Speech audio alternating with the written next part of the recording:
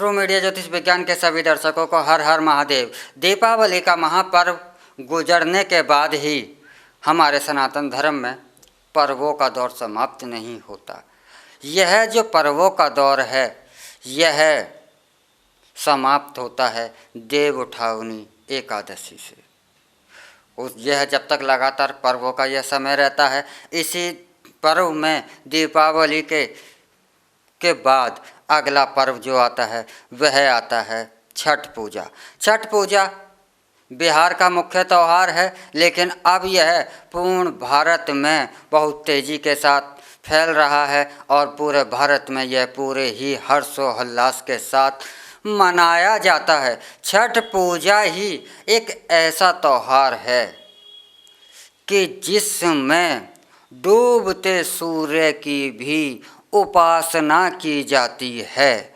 वरना मनुष्य की एक प्रवृत्ति है कि वह जब सूर्य उदय होता है तो उसे पता है कि सूर्य तो अब चमक रहा है, यह चमकेगा, यह अपना प्रकाश बिखेरेगा।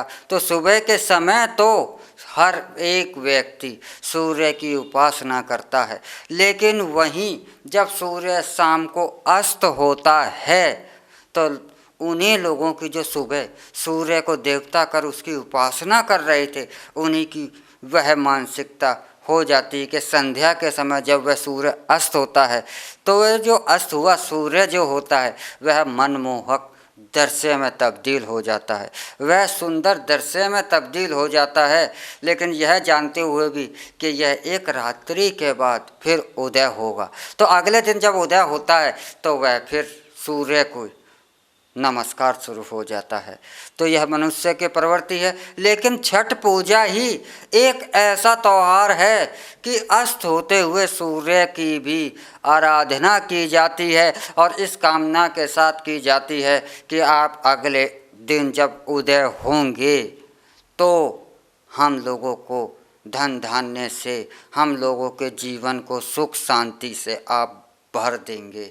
सूर्य की आराधना इसलिए भी की जाती है। छठ पूजा का जो त्यौहार है, मुख्य तौर पर यह त्यौहार अपनी संतान के सुख के लिए, संतान प्राप्ति के लिए, अपनी संतान के कष्टों की समाप्ति के लिए, अपनी संतान के वैभव के लिए, संतान के सुख सौभाग्य के लिए ही छठ पूजा का त्यौहार मनाया जाता है। इस छठ पूजा का पौराणिक महत्व भी है और हमारे पुराणों के अंदर एक इस कथा का भी वर्णन है कि प्राचीन काल के अंदर एक महान राजा का राज्य हुआ करता था।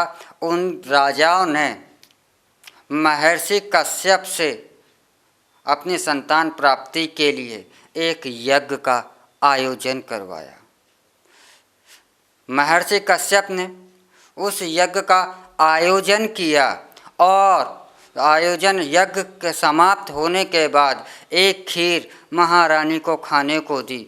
उस यज्ञ का यह प्रभाव निकला कि महाराज के यहाँ संतान तो प्राप्त हुई, लेकिन वह संतान जीवित नहीं थी, वह मृत अवस्था में थी। तो इससे वह महाराज बहुत ज़्यादा ही दुखी हो गए और जब ब्रह्मा की मानस पुत्री, जिसे छठी मैया कहा जाता है, उन्होंने छठी मैया ने कहा कि आप छठ की पूजा का आरंभ करो। और उन्होंने जब छठ पूजा का आरंभ किया तो उनको संतान की प्राप्ति हुई और वह संतान सुख से को प्राप्त हुआ। तो छठ पूजा का यह त्यौहार है, अपनी संतान के लिए माता पिता करते हैं और संतान के सुखों के लिए करते हैं। यह 3 दिन का महापर्व होता है। यह चतुर्थी से ही शुरू हो जाता है। पहला दिन नहाय खाए का होता है, दूसरा दिन खरना का होता है और तीसरा दिन जो छठ का पर्व होता है वह अर्घ्य का दिन दिया जाता है। यह पर्व के अंदर बहुत ही ज़्यादा सात्विक चीज़, साधारण चीज़ों का ही प्रयोग किया जाता है। और ऐसे भी मान्यता है कि छठ जो है, जो हमारा छठा नवरात्रा जो होता है देवी कात्यायनी का, वही नवरात्रे, वही देवी, यही छठ देवी हैं।